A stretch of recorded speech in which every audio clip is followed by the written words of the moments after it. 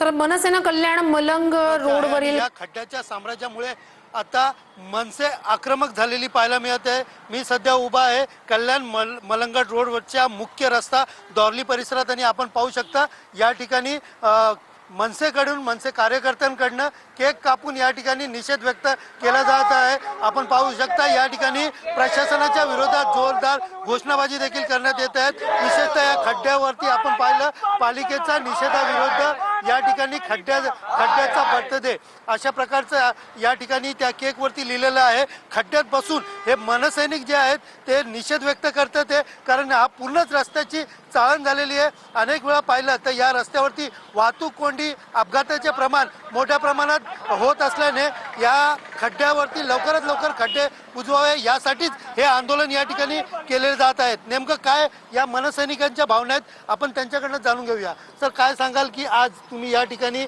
खड्ड्यामध्ये बसून खड्ड्याचा केक कापलेला आहे, काय नेमकं कारण?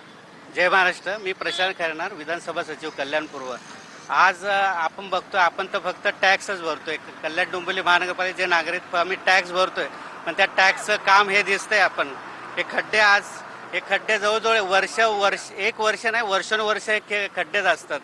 तर आज आम्ही ठरवलं की काहीतरी अनोखे उपक्रम करू, तेव्हा महानगरपालिकेला जाग येईल म्हणून आम्ही आज केक कापून आज एक खड्ड्यांचा बर्थडे म्हणून आम्ही सेलिब्रेशन करतो।